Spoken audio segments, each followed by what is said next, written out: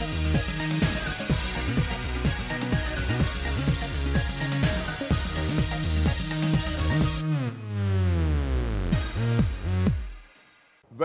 to what promises to be a truly intriguing evening of an off-the-cuff OTC conversation.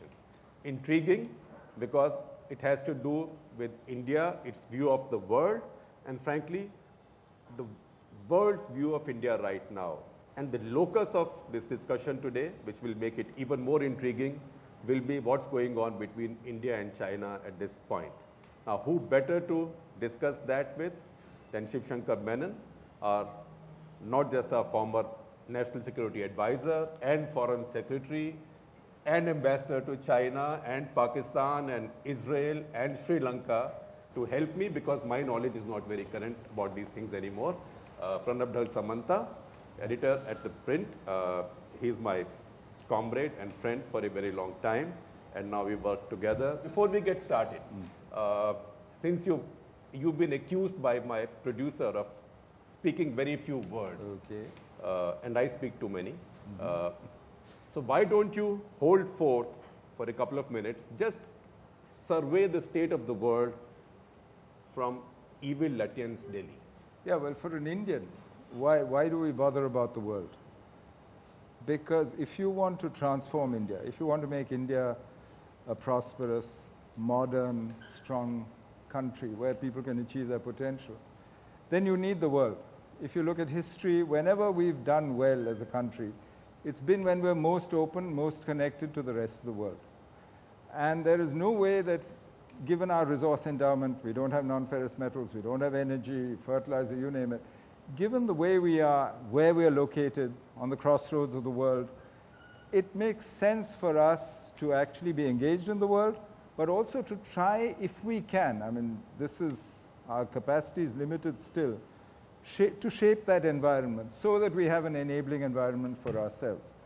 The trouble is, if you look at the last few years, since 2008, since the crisis, it's actually got much worse for 4 big reasons. One is you have classical geopolitics back, the balance of power between the big states. I mean, you had a unipolar moment when the US was clearly dominant in every area, whether economics, politics, and so on. But now, economically at least, the world is multipolar. And what the Chinese achieved is nobody has ever achieved before. But so the result is, well, whereas the US has tremendous political, military, soft power dominance, and there's no sign of that going away, but the Chinese have an economic power which they're using for geopolitical purposes. And you see all the signs of geopolitics. You see contention between great powers, you see territorial disputes, you see the global commons, whether it's outer space, cyberspace, high seas, all contention, South China Sea, East China Sea, wherever you look.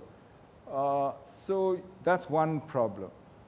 Secondly, globalization's got a bad reputation, even in its home. I mean, and across the world. So you actually have a pushback against globalization, which from your point of view means more protection. In fact, WTO says that in the last 5 years, you've seen more protectionist measures than you saw in the 20 years before 2008 across the world. So if the world economy is being broken down, it's fragmented, just like the politics is fragmented. It's becoming regional, local. RCP is now the only game in town. The US has pulled out of TPP.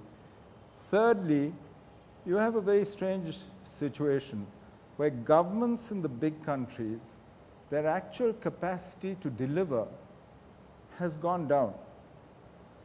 Everywhere. I mean, this is in the US, it's in China, it's in India, it's a capacity to actually deliver on reforms, to change things, to run people's lives, to control the economy, society, whatever, is less today. So what happens?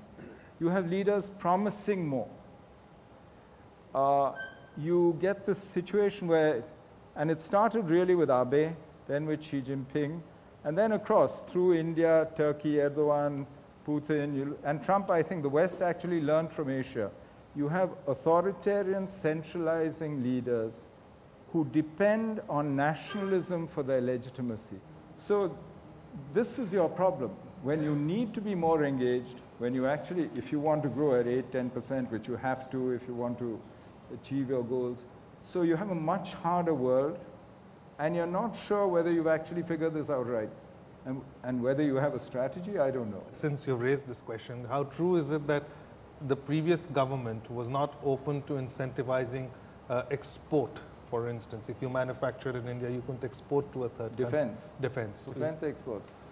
First, you need to manufacture to export.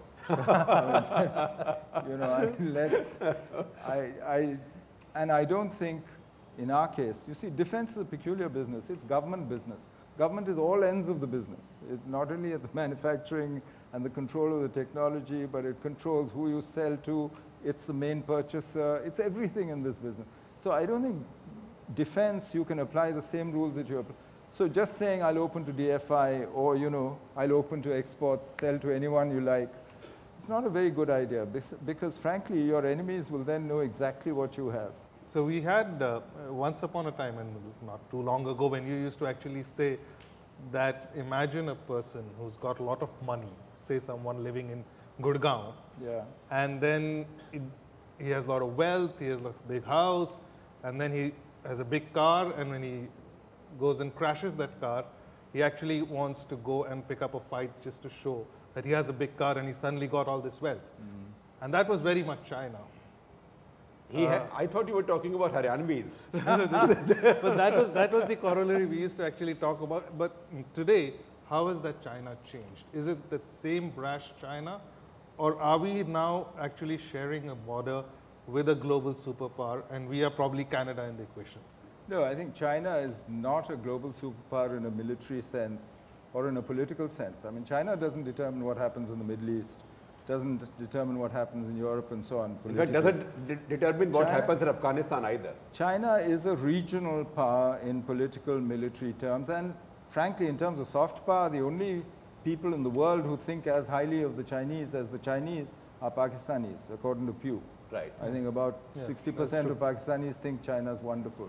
Nowhere else in the world. So, but in economic terms, China is a global power, is a global superpower.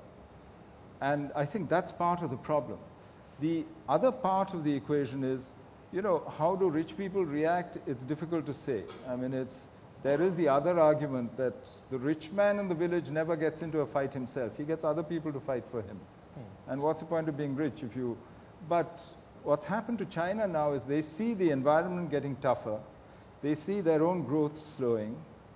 They have, as I said, legitimacy has moved from communism to getting rich, but now that the economy is slowing, to nationalism. So, and they are more and more convinced that their future depends on the rest of the world. So they will go out and shape that world, and they have the means. After 30 years of nearly 10% growth, being the second largest military spender in the world, they have the means to go out and influence it. They've started a military base in Djibouti, the Gwadar they have. They will, the PLA Navy is in the Indian Ocean, in the Western Pacific. South China Sea, many people now say, is now the South China Lake. In 1 year, in 2016, they actually, almost $1 trillion left China. So Shankar, how come all of us who claim to be in public debate never knew that Chinese reserves had fallen from $4 trillion to $3 trillion? In 1 year. In 1 year. Does it also tell us that we don't keep track of China sufficiently in our country? No, I think, partly I think it's because we depend on one set of media and, if you follow, and basically where's the source of most of our news on China, on the rest of the world? It's still ultimately American media now that most people rely on. But the American relationship is with China is really one of codependence. For Apple, 24% of their profits come out of China. For Boeing, it's 26%. Even for a traditional chemical company, DuPont, it's 9%. Now, you then are not looking, if that's your interest in a country, you're not looking for signs of trouble. You're looking for how do I keep making my money, keep my head down. If I have to give up my VPNs, whatever, I'll do that. I'll comply. In fact, I'll do anticipatory compliance to make sure that my bottom line is not affected. Now, that imposes I'm not saying it's conscious bias or anything, But you know, you look for what interests you. And for us to look at China through other people's eyes, I've always said, is very dangerous. Because they have different interests from yours. Yours is a much more complex relationship. And, you know, they're our biggest neighbor. You have the world's biggest boundary dispute with them. They're huge. You are, for them, you actually matter to them also. You're their 5th largest destination for exports. Right. So this works both ways. I mean, we keep saying, oh, we have this huge deficit with China, but we do $73 billion worth of trade with them. They're our biggest trading partner in goods. If you add services, it's the US as well. It's still the US. But, you know, we have much more. We have 13,000 Indian students studying in China.